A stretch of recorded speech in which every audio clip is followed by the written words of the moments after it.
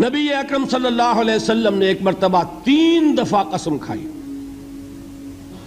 واللہ لا یؤمنو، واللہ لا یؤمنو، واللہ لا یؤمنو، خدا کی قسم وہ شخص مومن نہیں، خدا کی قسم وہ شخص مومن نہیں، خدا کی قسم وہ شخص مومن نہیں۔ واقعہ یہ کہ ہم تصور نہیں کر سکتے کہ صحابہ کیسے لرز گئے ہوں گے، کانپ اٹھے ہوں گے، کون وہ بدبخت ہے، کون وہ شقی ہے جس کے بارے میں اللہ کے رسول 3 دفعہ قسم کھا کر فرما رہے ہیں کہ وہ صاحب ایمان نہیں۔ قیل من یا رسول اللہ، کسی نے ڈرتے ڈرتے پوچھا ہوگا اے اللہ کے رسول کس کے بارے میں ارشاد فرما رہے ہیں؟ اب جواب سنیے، الذی لا یامن جارہ بوائقہ، وہ شخص کے جس کی ایذا رسانی کی وجہ سے، جس کی بدخلقی کی وجہ سے اس کا پڑوسی امن میں نہیں ہے۔ یہ کوئی گناہ کبیرہ ہے؟ آپ کی فہرست میں تو گناہ ہی نہیں، کبیرہ کیا سوال، صغیرہ بھی نہیں۔ زیادہ آپ یہ کہیں گے کہ ذرا بد اخلاقی ہے، کج خلقی ہے، بس اچھا کردار کا معاملہ نہیں ہے، یہ کہیں گے، گناہ کی فہرست میں نہیں آئے گی بات۔ کبیرہ بہت بڑی شے ہے، لیکن اس پر اللہ کے رسول نے 3 دفعہ قسم کھائی، ایمان نہیں ہے، ہرگز نہیں ہے، خدا کی قسم نہیں۔ اب بتائیے ایمان اور عمل علیحدہ ہو جائیں گے کیا؟ یہ ہے مسئلہ جو امام بخاری کے سر پہ ہے۔ اور سنیے، فرمایا حضرت انس ابن مالک نے، یہ روایت جو میں نے آپ کو ابھی سنائی ہے یہ کوئی ایسی ویسی روایت نہیں ہے، متفق علیہ ہے، بخاری اور مسلم دونوں میں موجود، اس سے اونچا درجہ روایت کا ہے ہی نہیں۔ راوی کون؟ ابو ہریرہ رضی اللہ تعالی، ان کی والدہ لے کر حاضر ہو گئیں، یہ بچہ حضور آپ کی خدمت میں رہے گا، آپ کی خدمت کرے گا، آپ کے پاس رہے گا، ٹھیک ہے۔ وہ حضور کے خادم خاص ہیں، جیسے ذاتی کوئی ہوتا ہے معاملات میں مدد کرنے والا، خدمت کرنے والا، وہ ہیں انس ابن مالک۔ چونکہ ان کا تعارف ہو گیا ہے رضی اللہ تعالیٰ عنہ، تو ایک بات پہلے اور سنا دوں،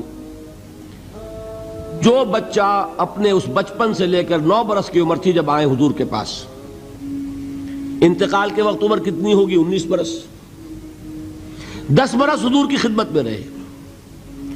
پہلے تو حضور کے اخلاق کی جو گواہی وہ دے رہا ہے وہ اس کی زبان سے سنیے کہ میں 10 برس حضور کی خدمت میں رہا، کسی بات پر ڈانٹنا تو کجا، حضور نے کبھی مجھ سے یہ بھی نہیں فرمایا کہ اے انس تم نے وہ کام کیوں نہیں کیا۔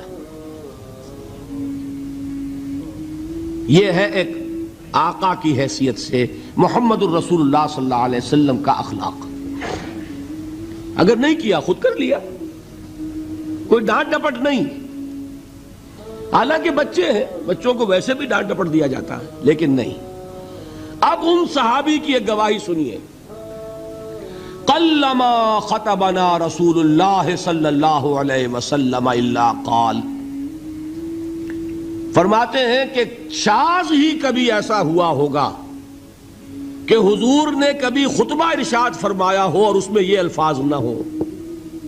الفاظ سمجھ رہے؟ جب بھی خطبہ دیتے تھے آپ یہ الفاظ ضرور فرماتے تھے، شاذ کبھی رہ جائے تو رہ جائے، قلما خطبنا رسول اللہ صلی اللہ علیہ وسلم الا قال، کیا فرمایا؟ لا ایمان لمن لا امانت لہ ولا دین لمن لا عہد لہ، جس شخص میں امانت داری نہیں اس کا کوئی ایمان نہیں، جس میں ایفائے عہد نہیں اس کا کوئی دین نہیں۔ بنا پھرتا ہو وہ دیندار، بنا پھرتا ہو وہ صاحب ایمان اور امتی حضور کا، امانت داری نہیں تو ایمان نہیں، ایفائے عہد نہیں تو دین۔ کس کا فرمان ہے؟ کسی آج کے زمانے کے مفتی کی بات نہ سمجھ لیجئے گا کہ جس کو آسانی سے آپ چاہیں تو رد کر دیں، یہ محمد الرسول اللہ صلی اللہ علیہ وسلم کا فرمان۔ اور سنیے پھر ایک متفق علیہ روایت بخاری اور مسلم کی، راوی پھر کون ہے؟ ابو ہریرہ رضی اللہ تعالیٰ عنہ۔ فرماتے حضور نے ارشاد فرمایا لا یزنی الزانی حین یزنی وہو مومن ولا یسرق السارق حین یسرق وہو مومن ولا یشرب الخمر حین یشرب وہو مومن.